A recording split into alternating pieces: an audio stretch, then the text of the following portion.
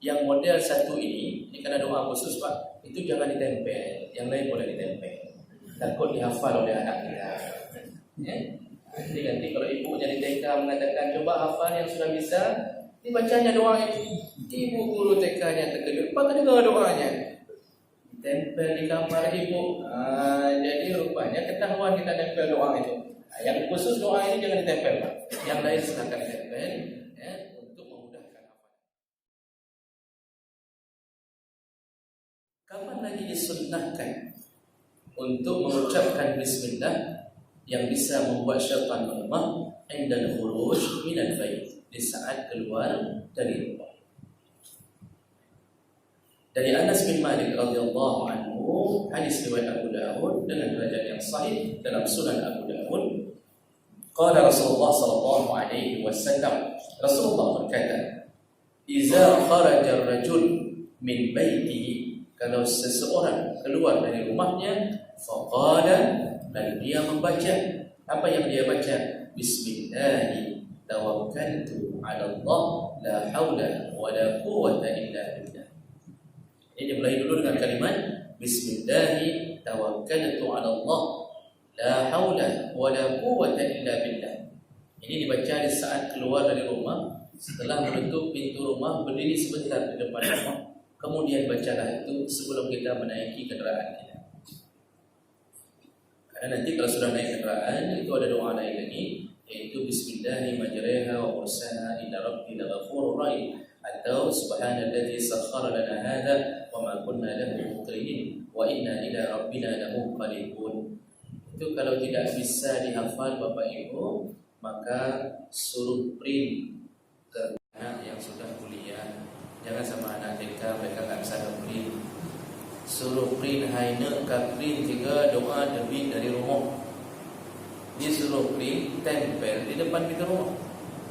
Jadi otomatis kita disadarkan. Kalau tidak akan terbiasa. Doa di dalam mobil, kenderaan tadi tempel. Jangan tempel di depan kaca mobil, tidak nampak kenderaan lain. Jadi itu dibiasakan. Kalau tidak biasa sampai mati pun kita tidak terbiasa mengucapkan itu. Jadi begitu keluar rumah, kalau bisa otomatis kalimat ini, Bismillahi tawakkaltu 'ala Allah, la haula wa la quwwata illa billah. Ada doa yang lebih panjang lagi dalam hadis riwayat Bukhari Muslim, tetapi mungkin harus ditempel di depan rumah baru bisa dihafalkan. Apa yang terjadi kalau membaca doa itu? Yuqalu hina idzin, di saat doa itu dibaca, maka malaikat langsung menegaskan, apa katanya? Hudita, hari ini, di saat engkau keluar rumah hari ini, hudita, engkau telah diberi hidayah oleh Allah, wa kufita, dan engkau telah dicukupkan segala urusanmu oleh Allah, wa wuqita, dan engkau dijaga, dijamin keamananmu oleh Allah Subhanahu wa taala. Fatatalaha lahu syaitan. Begitu kalimat itu dibaca dan malaikat menjamin keluarnya kita di hari itu, maka syaitan kemudian menjerit, berteriak, lalu dia mengatakan, fayaqulu syaitan li akhar, syaitan berkata kepada pasukannya yang lain. Jadi selalu bahasa Nabi, syaitan itu rombongan. Jadi syaitan itu timnya, itu teamwork. Jadi yang tugasnya untuk menceraikan suami istri sama kelompok, yang tugasnya pokoknya kayak dinas begitu. Saya tidak mengatakan dinas itu syaitan. Seperti dinas saja, ada dinas untuk menceraikan suami istri, jadi ada dinas untuk membuat orang ini, membuat orang tidak musalah. Itu ada masing-masing. Nah, syaitan itu selalu rombongan dan dipimpin oleh seorang komandan. Begitu dia dengarkan itu, maka komandannya berkata kepada syaitan yang lain. Apa katanya? Kaifa laka bi rajulin qad hudiya wa kufiya wa wuqiya. Bagaimana kita bisa menggoda orang ini lagi? Kata syaitan, kita tidak bisa lagi goda orang ini. Dia telah diberi hidayah oleh Allah, dia telah dicukupkan keadaannya oleh Allah, dan dia telah dijamin keamanannya oleh Allah Subhanahu wa taala. Pertanyaan ini, jawaban ini dari syaitan setelah kita keluar dari mulut ini kalimat Bismillahi tawakkaltu 'ala Allah, la haula wa la quwwata illa billah. Jadi doa ini bukan doa untuk tidak ketabrak. Jadi jangan mengira bahwa setelah baca doa ini hampa. Ada orang yang setelah baca doa ini kemudian tertabrak dengan yang dimaksud adalah walaupun kita tertabrak, Allah jaga, Allah sempatkan mulut ini untuk mengucapkan kalimah hidayah, kalimah syahadat. Allah jaga agar fikiran ini kalau sempat kecelakaan sebelah mobil habis, Allah jaga hati kita supaya tidak menguntuk Allah Subhanahu Wa Taala. Allah jaga hati kita supaya mengatakan inna lillahi wa inna ilaihi raji'un. Kau beli mobil ini karena Allah dan hari ini dikembalikan, diminta balik oleh Allah. Jadi Allah jaga hati ini selalu bergantung dengan Allah. Kalau orang sudah bergantung dengan Allah, maka syaitan tidak ada tempat untuk singgah di dalam hati, mengacaukan hati. Makanya orang kalau tidak ada doa apa? Yang bagah berdosa. Sedikit ketabrak satu ban terlepas, itu Masya Allah, ini bagaimana, ini satu ban ini 1,5 juta. Ini bagaimana nanti gantinya, belum lagi peraknya hancur, lalu dia mengeluh di tengah jalan, Pak. Itu seakan-akan sebuah kerugian besar baginya. Padahal Allah bisa ambil kapanpun yang dia suka dari harta kita. Dijawab oleh Allah SWT. Itu cara melemahkan syaitan kalau keluar dari rumah. 7 menit lagi. Upah pandai, supaya kita tahu merencanakan apa yang harus kita lakukan setelah itu. Tempat yang ketiga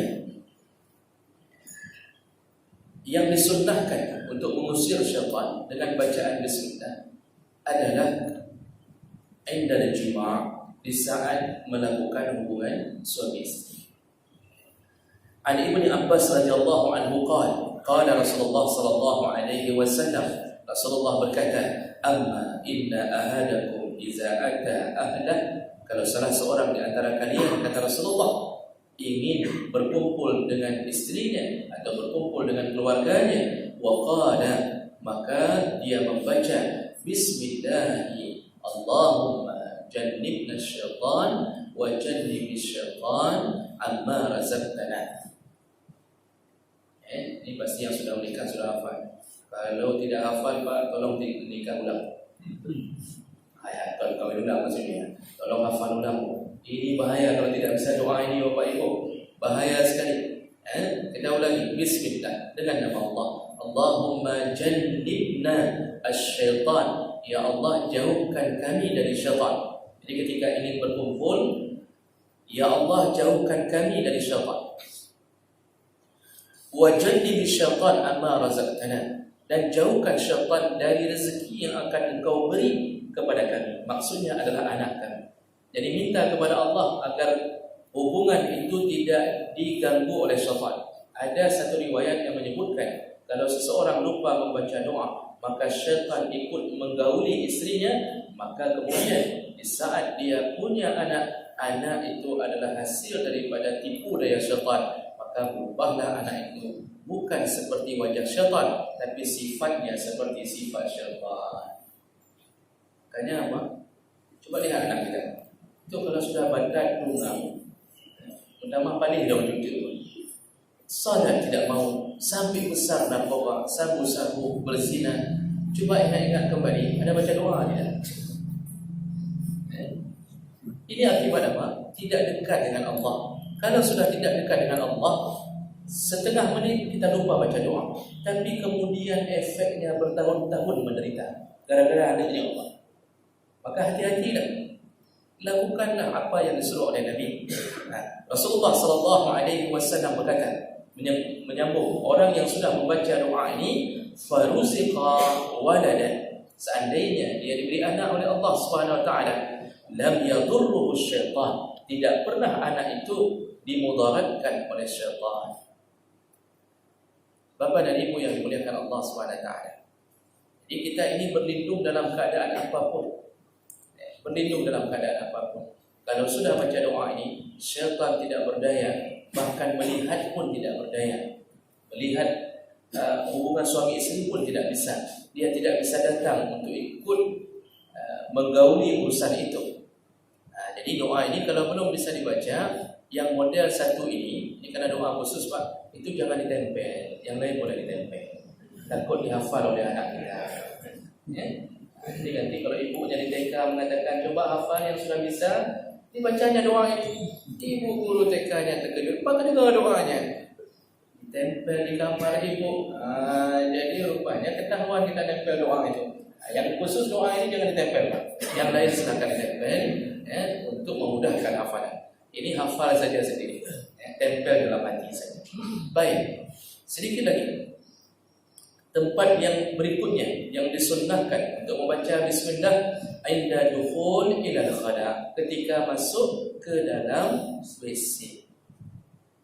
An Ali radhiyallahu anhu qala Rasulullah sallallahu alaihi wasallam, Rasulullah berkata, satru ma baina a'yunil jin wa awrati bani Adam, yang menjadi penghalang antara pandangan jin dengan aurat anak Adam.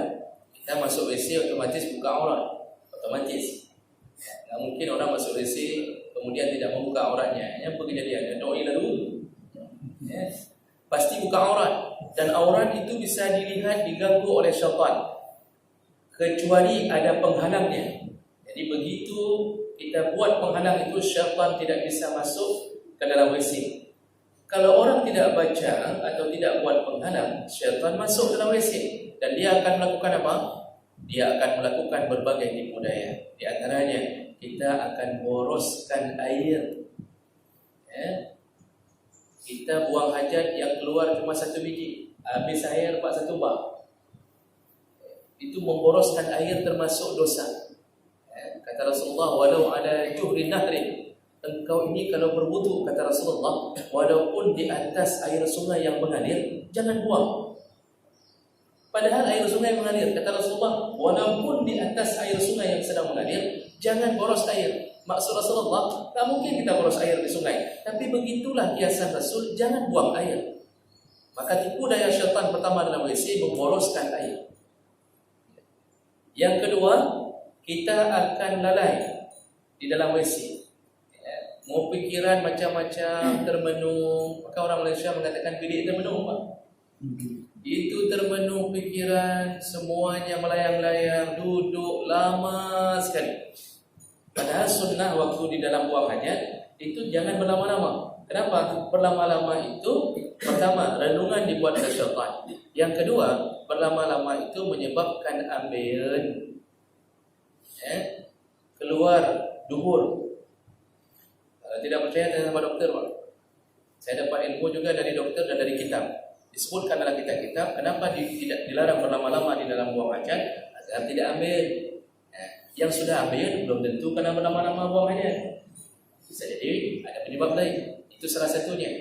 Dan kemudian salah satu tipu daya di dalam kamar mandi adalah orang sudah mulai menikmati auratnya sendiri. Apalagi model kamar mandi yang ada cermin dari kepala sampai ke kaki. Dia lihat dirinya sendiri. Dia nikmati, dia berfikir, ini siapa yang di depan dia? Kok jelek sekali ya? Padahal roh ibadah ya. Jadi ini model tipu daya. Ada juga yang bernyanyi-nyanyi di dalam kamar mandi. 3 lagu habis. Habis 3 lagu. Nah, jadi ini tipu daya. Makanya Rasulullah di saat masuk WC, beliau disuruh buat penghalang agar dia tidak bisa masuk. Maka disuruh membaca iza dakhala ahaduhumul khala. Kalau salah seorang di antara kalian masuk WC, maka bacalah bismillah. Ini dalam hadis ini bismillah. Itu hadis riwayat Tirmizi dengan derajat yang sahih dalam Sunan Tirmizi. Dalam hadis yang lain disambung bismillah, Allahumma inni a'udzubika minal khubuthi wal khaba'is. Ya Allah, aku berlindung dari syaitan perempuan dan syaitan laki-laki. Bapak dan Ibu yang dimuliakan Allah SWT, nanti waktu keluar pakai kaki kanan, masuk dengan kaki kiri. Begitu keluar dengan kaki kanan, bacalah ghufranaka. Ya Allah, aku mohon ampun darimu. Apa salah kita, Pak? Ghufranaka itu maksudnya adalah mohonlah ampun kepada Allah yang kita lupa bahwa bisa buang hajat adalah termasuk nikmat Allah terbesar. Kita lupa bersyukur kepada Allah. Mohonlah ampun kepada Allah Subhanahu wa taala. Setengah menit yang terakhir lepas 3 habis itu, iaitu satu tempat lagi disunatkan baca bismillah, iaitu di saat memakan makanan. Kalau kita makan makanan membaca bismillah, maka berkatalah panglima syaitan. Apa katanya? La mabita lakum wala asya. Malam ini kamu tidak ada tempat tidur dan juga tidak ada makanan. Dia tidak bisa mengganggu makanan kita kalau memakan sesuatu dengan memulai bismillah. Jadi bismillah bacanya. Boleh ditambah bismillahirrahmanirrahim. Tapi ada suruh baca bismillah. Kalau terlupa, ada hadis lain yang menyebutkan kalau terlupa di awal, bacalah bismillahi awwalahu wa akhirahu. Dalam hadis awwalahu wa akhirahu. Baik, demikian Bapak Ibu maka Allah di antara cara menanggulangi tipu daya syaitan. Ada pertanyaan bangsa? Jadi karena kita sudah setengah jam, karena waktu kita sekarang sudah cepat Bapak, maka mohon maaf untuk hari ini tidak ada pertanyaan. Bapak simpan di minggu yang akan datang, tidak usah ditanya lagi. Simpan saja. Baik, demikian kita bertemu insyaAllah di Kamis yang akan datang. Kita tutup dengan kafarah majlis yang mengampunkan dosa yang berhadir. Subhanallahumma wa bihamdik, asyhadu an la ilaha illa anta, astaghfiruka wa atubu ilaik. Assalamualaikum warahmatullahi wabarakatuh.